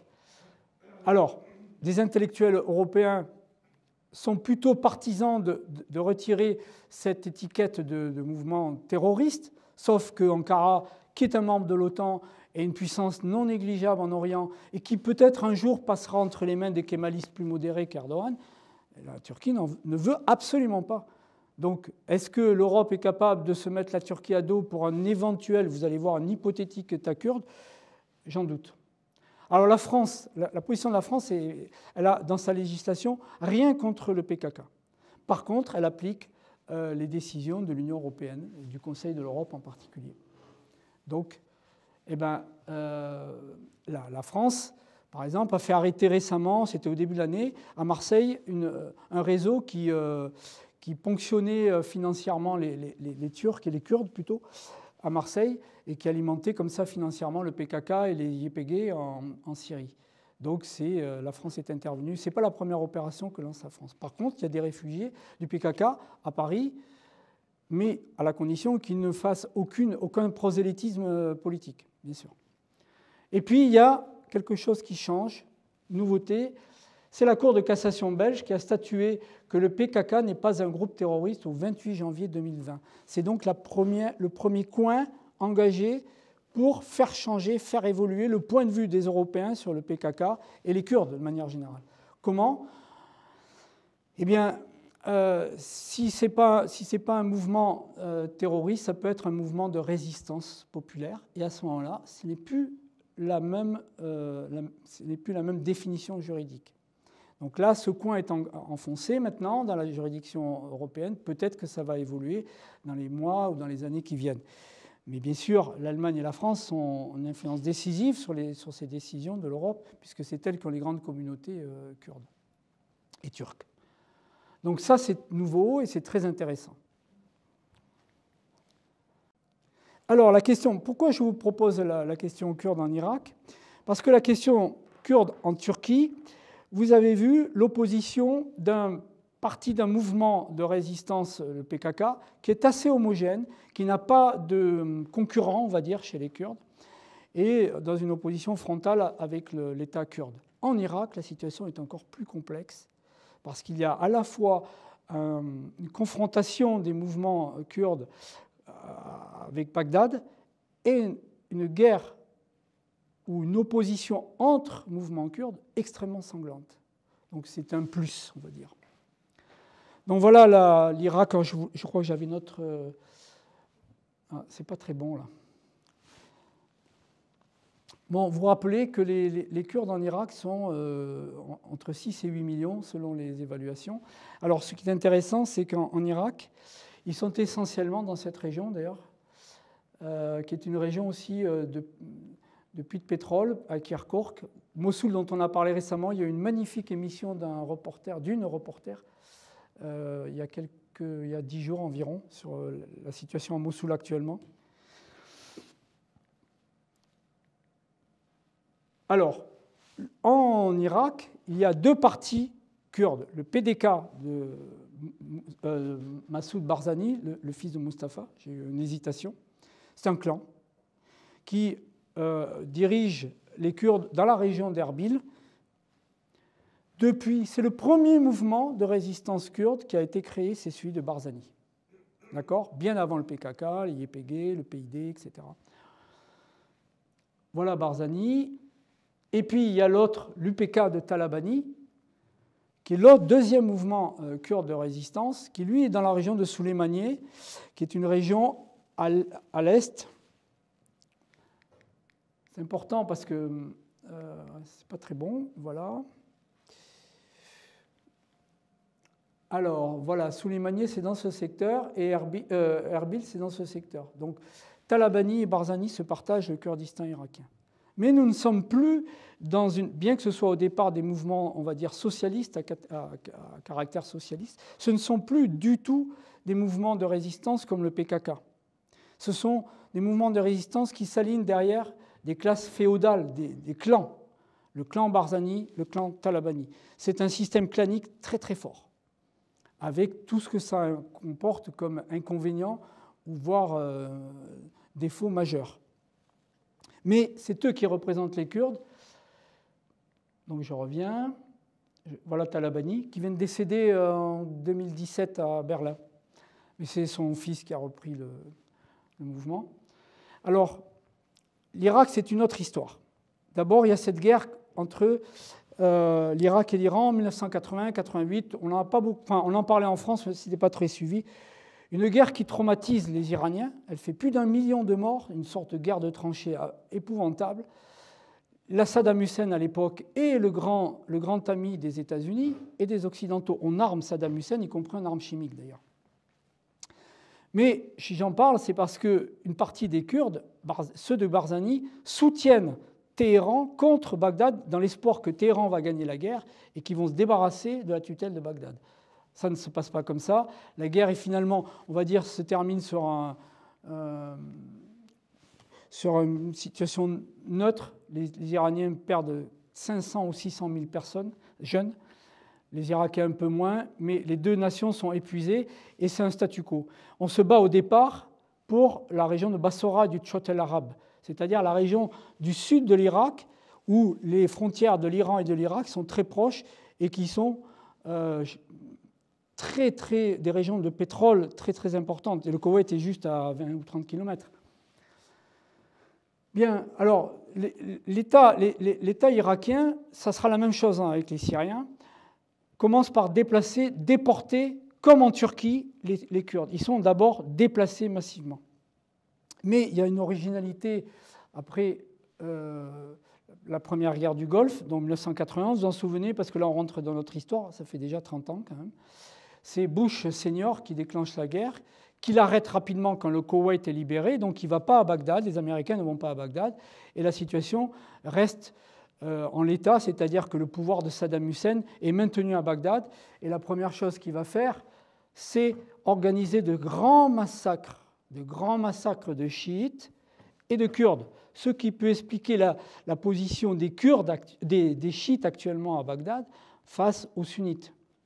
On va de massacre en massacre, mais jusqu'à la mort de Saddam Hussein, jusqu'à son remplacement, c'est les sunnites qui massacrent les chiites et les Kurdes, pas le contraire. Alors là, vous voyez que ça, c'est complètement différent de la Turquie. C'est pour ça que l'Irak est intéressant. C'est qu'en plus, il y a une politique d'arabisation massive, c'est-à-dire qu'on mobilise des colons, des dizaines de milliers de colons arabes, qui sont sur des terres beaucoup plus pauvres dans le sud de l'Irak, et on les envoie prendre la place. On a rejeté les Kurdes dans les montagnes, par exemple dans la région de Kirkuk, et on met des colonies arabes, on colonise au sein même du même pays, on colonise des régions proprement kurdes. Et ça a une incidence actuellement, bien sûr. Et c'est pareil en Syrie. Le gouvernement d'Hafez el-Assad, puis le gouvernement de Bachir el-Assad, à partir de 2000, d'abord maltraitent énormément les Kurdes et ensuite vont essayer de les submerger par une colonisation arabe. Les Turcs ne le font pas parce qu'aucun Turc ne va aller au Kurdistan. C'est bien trop dangereux. Alors, c'est là pour ça que l'exemple de l'Irak est intéressant. À peine la guerre du Golfe est-elle terminée que donc Saddam Hussein organise ses massacres d'abord de chiites dans le sud vers Bassora, et puis badaboum, le PDK de Barzani et le PK de Talabani s'entretuent pour des raisons qui sont très complexes à vous expliquer, les uns sont soutenus par les Américains, Talabani soutenu par Téhéran, et puis il y a des partages de territoires dans la région de Kirkuk qui ne plaisent ni aux uns ni aux autres, et ils se c'est des combats très violents. J'ai gardé des articles, c'est juste pour vous montrer. On parle, voilà, ça c'est un article donc, du Monde de 14 juin 1994. Le PDK et donc l'UPK de Talabani, c'est des centaines et des centaines, voire peut-être des milliers de peshmerga, des combattants qui sont entretués pendant que Saddam Hussein fait régner l'ordre dans le reste de l'Irak. Donc, les personnes qui proposent la création d'un État kurde doivent tenir compte de la situation, par exemple, des Kurdes en Irak, qui sont absolument loin de s'entendre. Après la Deuxième Guerre du Golfe, donc vous avez les dates, avec l'appui de l'administration américaine, une nouvelle constitution est proposée à l'Irak. Et dans cette constitution, on crée une région autonome kurde pour la première fois, même si Saddam Hussein avait donné quelques éléments d'autonomie aux Kurdes, là c'est pas comparable. Barzani et Talabani deviennent les maîtres du nord de l'Irak dans des régions qui sont autonomes mais pas indépendantes. On est bien d'accord. Vous retrouvez les capitales, Erbil et Souleymaniye. Et d'ailleurs, Massoud Barzani devient le président du gouvernement. Les Français, les ONG françaises, par exemple, ont affaire à Barzani quand elles se dirigent et sont dans le secteur d'Erbil, et à Talabani quand elles sont dans le secteur de Souleymaniye. Et Talabani va devenir le premier président de la République, la nouvelle République irakienne après la chute de Saddam Hussein. Ça permet aux Américains, si vous voulez, de calmer les conflits entre Kurdes en leur donnant des morceaux de gâteau de l'Irak. Alors, un État kurde en Irak, voilà une question intéressante. En 2017, un référendum est proposé par Massoud Barzani, un référendum. Donc voilà, je reviens à cette question. Voilà, ça c'est Erbil, Mossoul dont je parlais tout à l'heure. Alors voilà ce qui est intéressant dans cette carte, c'est que cette zone marron est en fait la zone que les Kurdes revendiquent et qui est déjà occupée par les colons arabes. Ils sont devenus majoritaires dans ces régions. Donc les Kurdes, le gouvernement de Bagdad dit « non, c'est pas kurde, c'est arabe ». Sauf que ces Arabes sont arrivés avec Saddam Hussein 20 ans avant. Et d'ailleurs, cette ville est considérée par Barzani comme la Jérusalem kurde d'Irak. Pas de Turquie, mais d'Irak. Et voilà Souleymaniye. Donc voilà les zones vraiment très kurdes, pour ceux qui ont survécu au massacre, aux répressions sanglantes de Saddam Hussein avec l'opération Anfal. Vous vous souvenez de l'affaire du village de Al-Abiya où 5000 personnes avaient été gazées au gaz de moutarde? C'est en 1989. C'est Saddam Hussein qui règle le problème kurde de cette manière. On parle de plus de 100 000 morts dans l'opération Anfal. Donc les Irakiens en Irak, les Arabes irakiens ont particulièrement été durs avec les Kurdes aussi. Alors ce référendum donc c'est un exemple parce que c'était la première tentative. On ne parle pas de la République d'Ararat, parce que c'était vraiment une petite opération, une petite tentative dans 1927-1930. Là, c'est vraiment une tentative importante. Barzani, c'est un homme puissant dans cette région de l'Irak. Et il décide d'organiser le 25 septembre 2017 ce référendum pour obtenir le pouvoir à Bagdad est très affaibli, très fragile. C'est le chaos qui règne à Bagdad. Et Barzani se dit « je vais tenter ma chance ». Mais vous allez voir les divisions, ce que c'est. Voilà ce que ça a donné, les inscrits, les votants. 93% des Kurdes de la région d'Erbil et en partie aussi de Souleymaniye sont d'accord pour l'indépendance en récupérant Kirkouk, c'est-à-dire les puits de pétrole. Bien sûr, ça ne va pas se passer comme ça. Et le nouveau Premier ministre, qui est un chiite, Haider al-Abadi, oui, je le note, a dit à Barzani « ne faites pas ça, je vais intervenir militairement ». Alors Barzani ne croit pas à l'armée irakienne capable d'intervenir militairement. Il se retourne vers les Alliés. Vous allez voir la réponse d'ailleurs des Américains, des Français. Kirkouk, qui était la Jérusalem kurde, tombe pratiquement sans combat entre les mains des Irakiens, de l'État irakien. Toutes les autres communautés, parce que l'Irak, c'est un mosaïque, l'Irak du Nord est une mosaïque de communautés. Les Turkmènes, qui sont proches des Turcs, ont dit non, on ne veut pas d'un référendum, on ne veut pas d'un État kurde parce que avec Barzani, de toute façon, tout va aller aux Kurdes et au clan Barzani d'ailleurs. Nous, on n'aura rien. Les Arabes de la milice que vous lisez, dont certains sont chrétiens, disent nous, on n'en veut pas. C'est-à-dire les gens locaux, les chrétiens veulent fonder leur propre milice, leur propre État. Les Chaldéens, ce qu'on appelle les Nestoriens, donc une hérésie chrétienne. Et puis les Yézidis, dont on a commencé, l'Occident a entendu parler à ce moment-là, mais qui existent depuis longtemps et qui depuis longtemps ont des problèmes avec les musulmans sunnites, veulent aussi leur État. Donc ça partait mal pour Barzani. Talabani a dit pas question d'un État kurde dirigé par Barzani. Donc il s'y oppose, et en plus Téhéran lui a fait passer le message, c'est inopportun de créer un État kurde en ce moment, la confusion est tellement importante, non. Donc les autres Kurdes, ceux de l'UPK de Talabani, sont contre. Donc voilà. Le troisième parti, d'ailleurs, au Parlement kurde d'Erbil est aussi opposé. Donc la première tentative politique de créer un État kurde, et qui est une tentative qui, après tout, était crédible, a trouvé, y compris chez les Kurdes, une opposition majeure. Donc les puissances régionales, alors l'Iran, pour les raisons que je vous explique là, ne veut pas d'un État kurde. L'Iran préfère Bagdad dirigé par les chiites, qui sont des chiites du 12e imam, comme à Téhéran. Donc Téhéran ne veut pas d'un État kurde. Il ne veut pas d'un précédent pour ses propres Kurdes, puisque vous savez maintenant qu'il y a environ 8 millions de Kurdes en Iran, qui ne bougent pas. Donc c'est pour ça que je suis passé rapidement, mais on pourrait développer l'Iran. Et puis l'ex-général, celui qui a été, il faut le dire, assassiné par Trump, Qassem Soleimani, qui a été assassiné en Syrie par un drone, lui est complètement opposé au clan Barzani pour des raisons idéologiques et personnelles.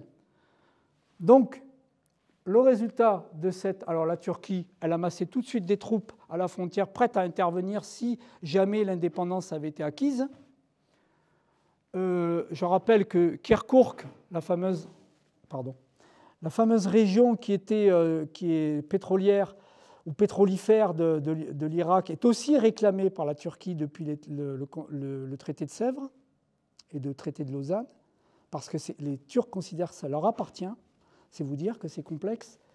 Et puis, bien sûr, les Turcs ne veulent surtout pas d'un État en Irak qui pourrait donner des idées un peu plus, si c'était possible, au PKK. Donc c'est non. Quant à la communauté internationale, non. Donc la seule tentative de créer un État chez les Kurdes irakiens a été littéralement cisaillée par tout le monde, y compris par les Kurdes de l'autre clan. Donc voilà, Barzani alors, on pourra revenir sur le Rojava, qui est aussi une expérience intéressante, qui, à mon avis, est une expérience en sursis. En sursis, je pourrais m'expliquer si vous êtes intéressé. Alors la conclusion, elle va de soi. D'abord, aucun État, aucun des 4 grands États disposant d'une communauté kurde n'accepterait l'idée, ni même envisager, de perdre une partie de son territoire, d'être amputé d'une partie du territoire. C'est impossible.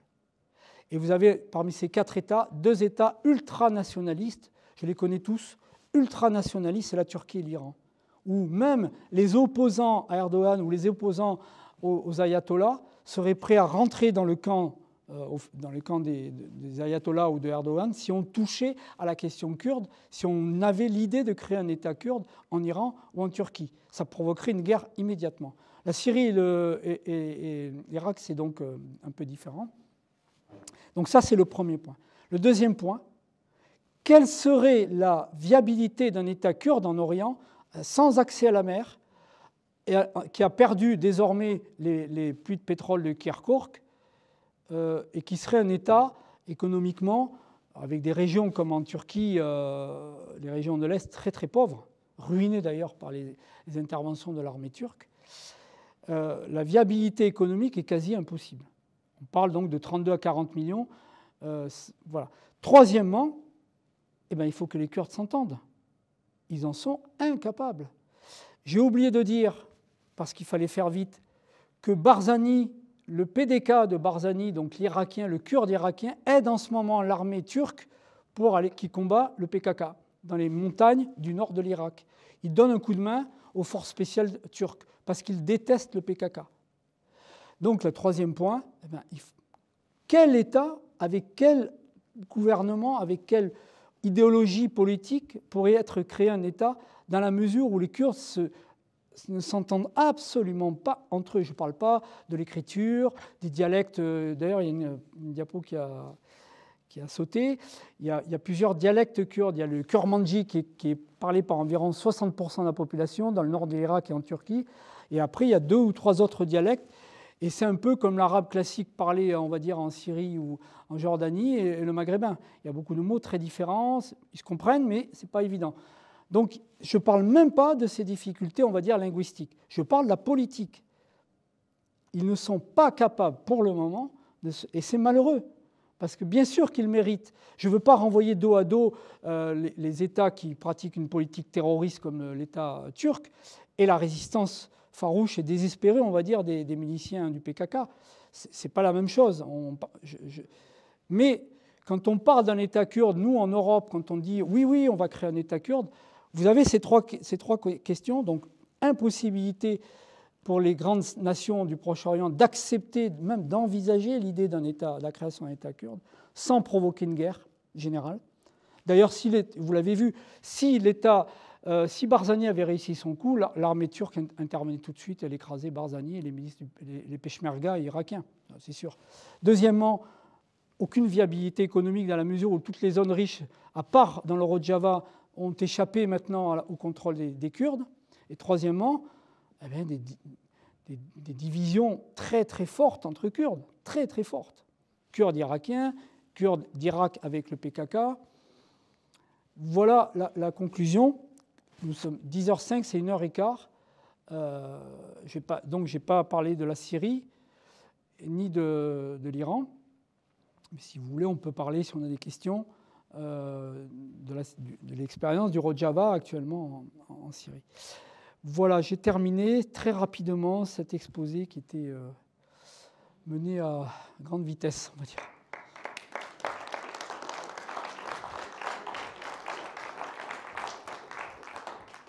Pour cet exposé qui doit bien faire conscience de la immense complexité de la situation.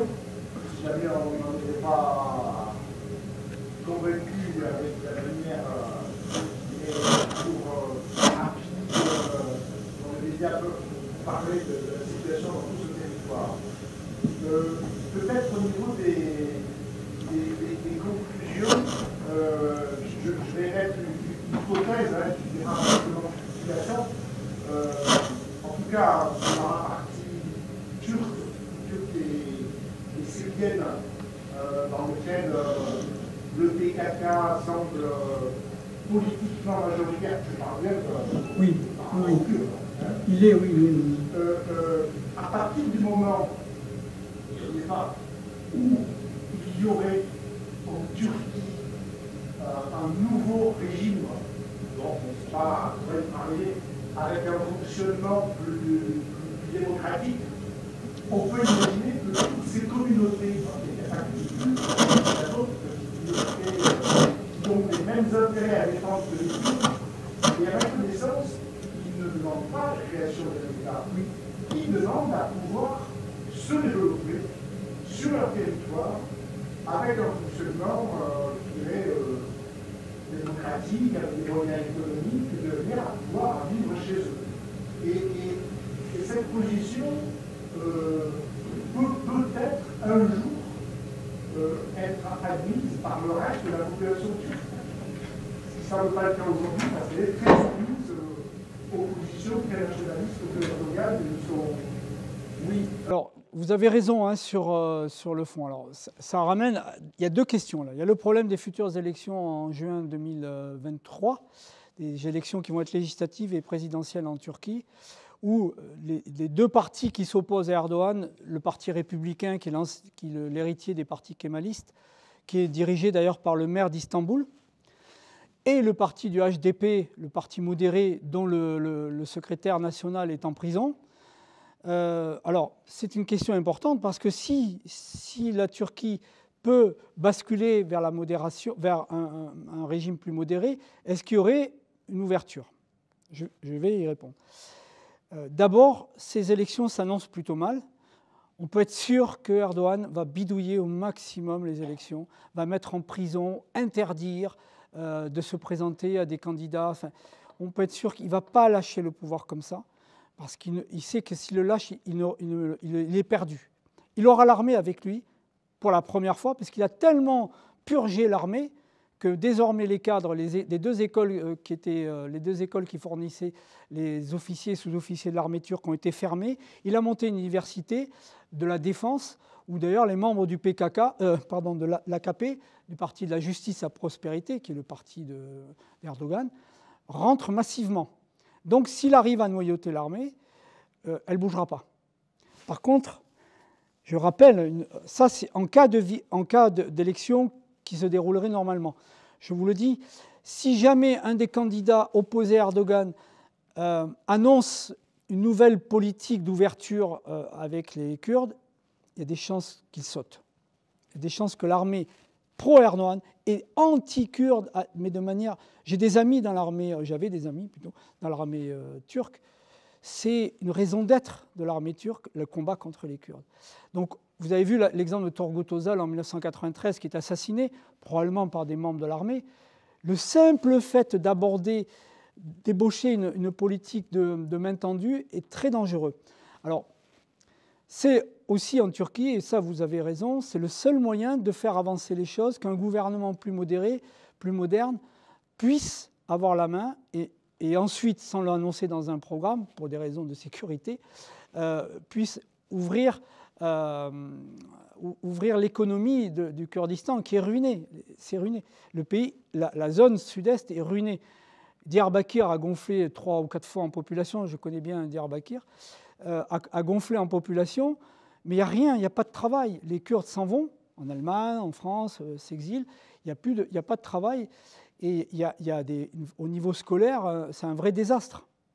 Un vrai désastre. Parce que du coup, les meilleurs enseignants turcs ne veulent plus aller au Kurdistan. Parce que le PKK a quand même liquidé pas mal d'enseignants turcs. Enfin, le PKK, ce n'est pas non plus des anges. C'est le moins qu'on puisse dire. Je vous parlais de cette lutte entre le PKK et l'Ankara, c'est plus de 50 000 morts. Plus de 50 000 morts. Quand j'y étais, une fois, par exemple, ils avaient arrêté des bus, ils cherchaient des militaires pour les exécuter, un commando du PKK. En fait, ils sont tombés sur un institut qu'ils ont abattu et un chauffeur de bus qui a dû...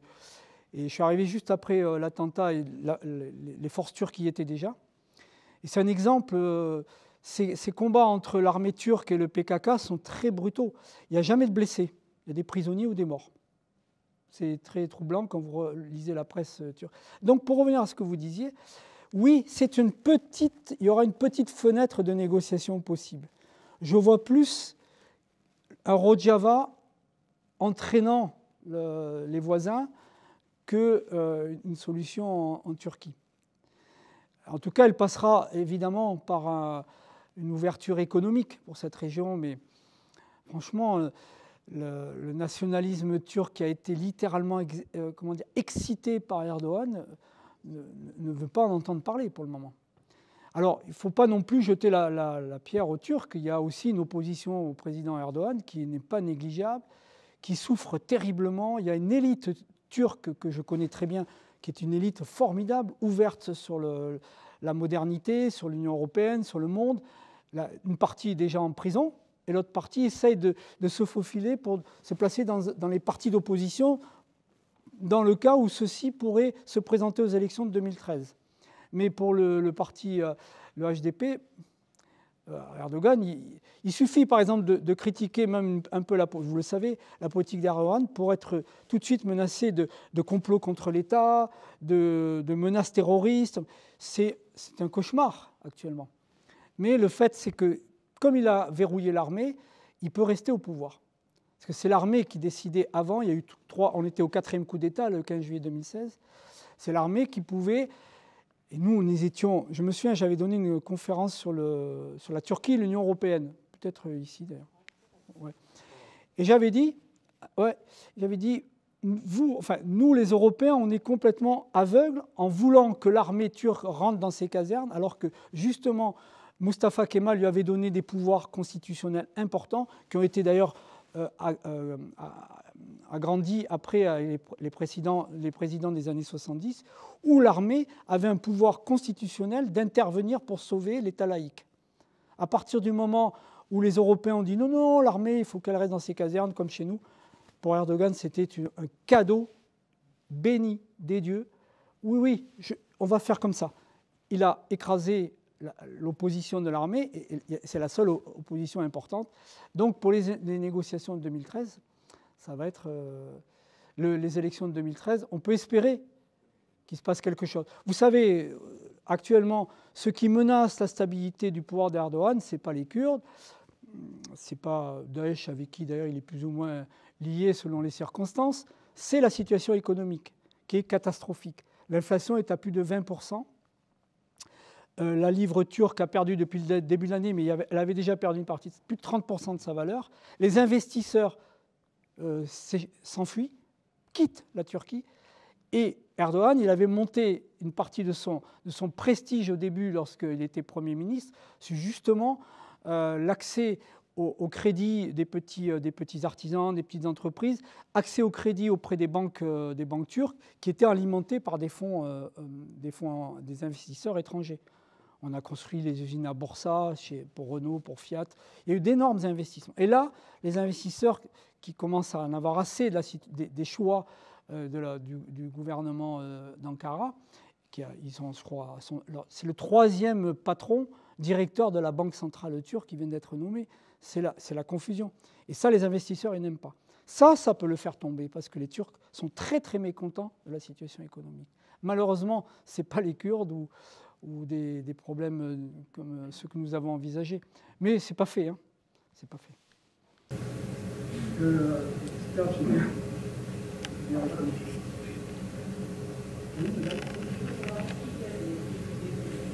Oui, c'est les députés qui sont représentés dans le parti HDP au Parlement d'Ankara.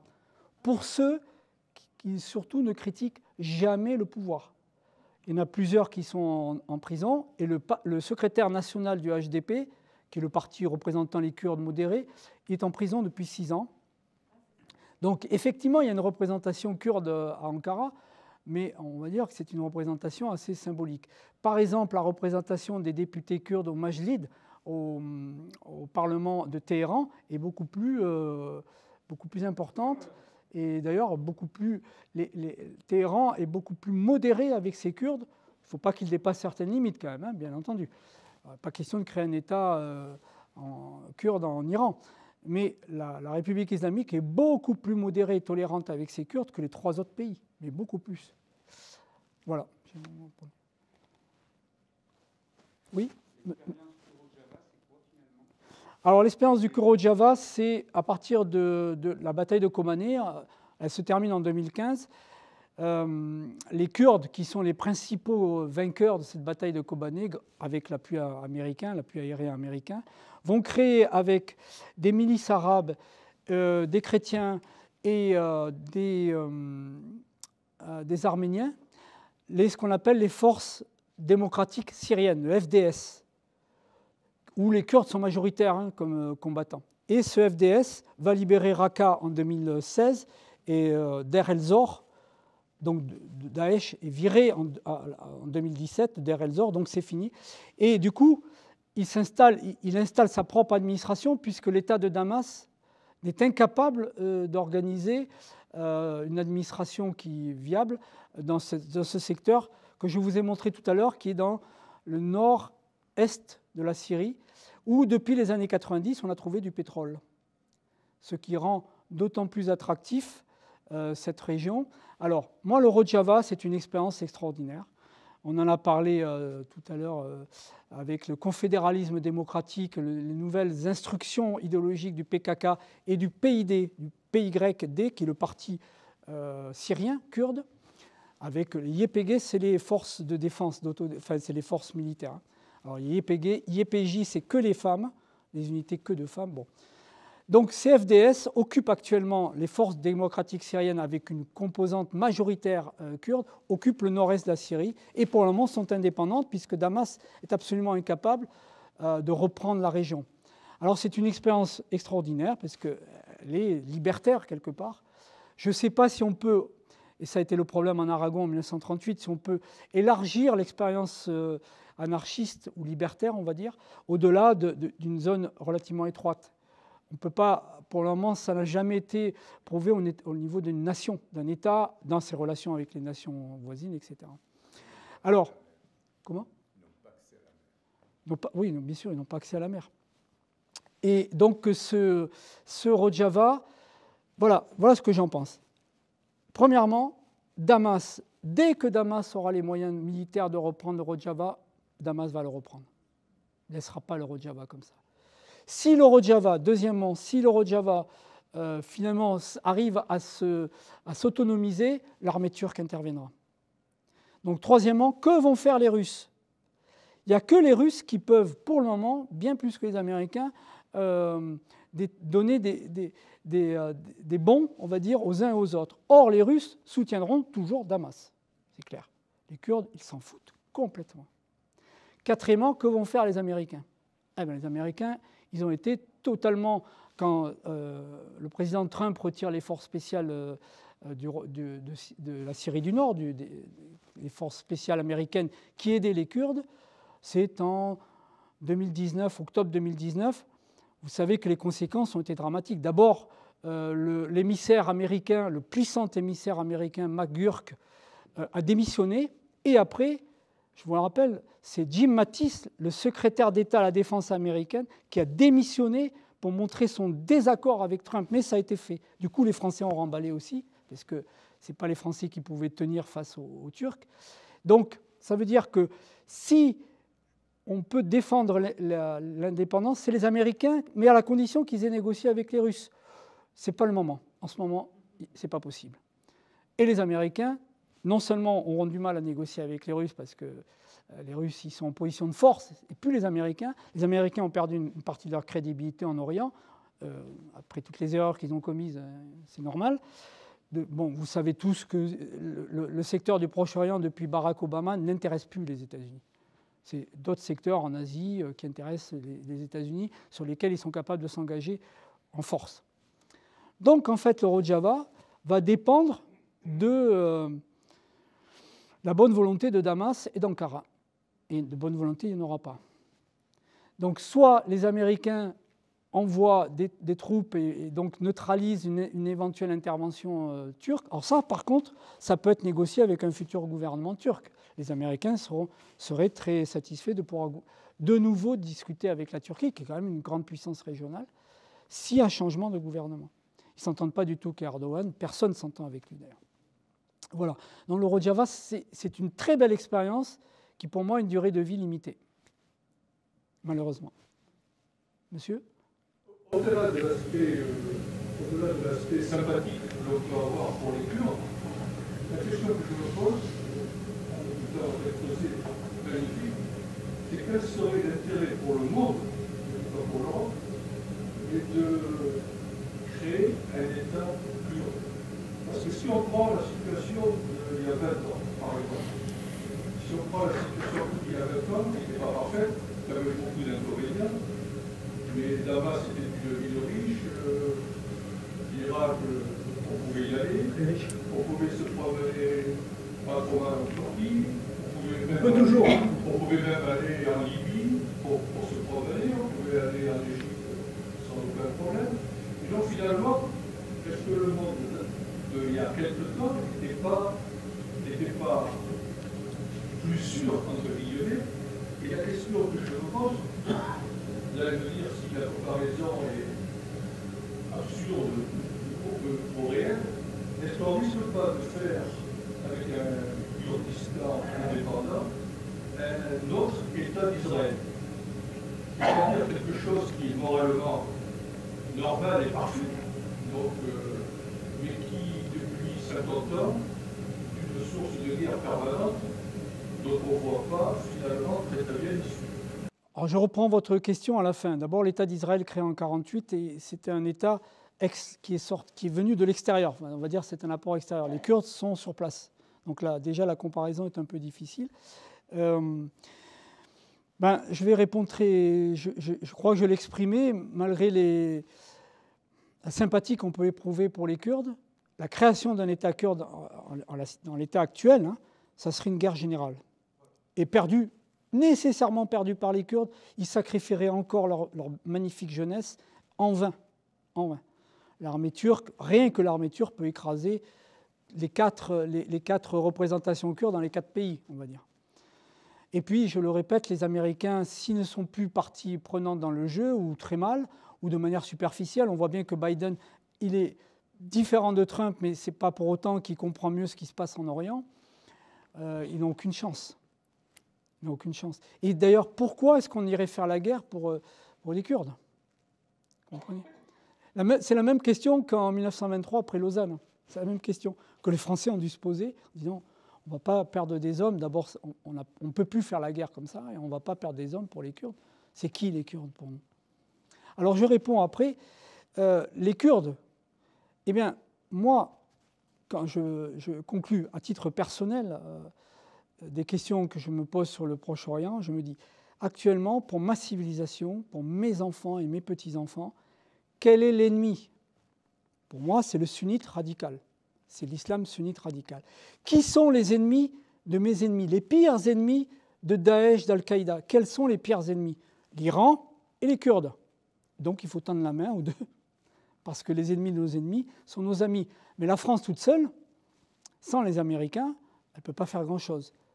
Si on avait envisagé un moment de vendre ou de céder des missiles solaires aux Kurdes pour se défendre contre l'aviation turque. Vous imaginez qu'on abatte des avions turcs de la République turque, le deuxième puissance militaire de l'OTAN, donc notre allié, avec nos armes?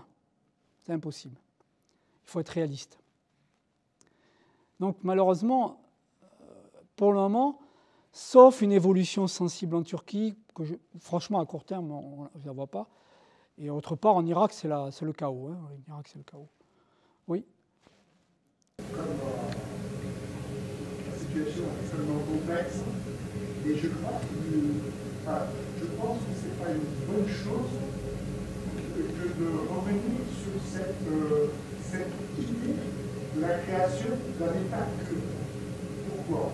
Parce que les Kurdes, en tout cas dans la partie turque essentielle de votre intervention en Turquie et en Syrie, leur demande n'est pas la création d'un pays. Oui, c'est plus la création, vous avez raison. Oui, ils demandent à pouvoir se développer chez eux, dans un contexte pluriel. Je ne vais pas généraliser ce qui se passe dans le Rojava de manière un peu locale et assez exemplaire, mais voilà, la question n'est pas pour eux d'avoir un État à eux. Oui. Ils sont beaucoup plus ouverts que ça. Oui, depuis 2004-2005, le PKK réclame simplement une autonomie dans la province dite du Kurdistan. Sauf que l'État turc sait très bien que s'il accorde une autonomie, ça ne s'arrêtera pas. Donc ils sont contre, de toute façon, dès le départ. Alors après, une autonomie économique, mais il faut que ça passe aussi par la libération de la langue, la libération de l'enseignement, enfin, etc. Ça, les Turcs ne sont pas prêts. Ils ne sont pas prêts. Même ce que vous dites, si c'est bien, si c'est beau, c'est presque idéaliste, encore dans la situation actuelle. Il me reste à vous remercier de cette nouvelle conférence. J'espère qu'on vous reverra. D'autres, je sais que vous avez plein d'autres thématiques. Voilà, la société d'histoire, il n'y a rien sur le Proche-Orient, mais vous trouverez un peu d'Antiquité et de Moyen-Âge. À l'Orient de Rebelle, vous n'avez rien. Tout est là aussi. Merci de votre présence. Merci.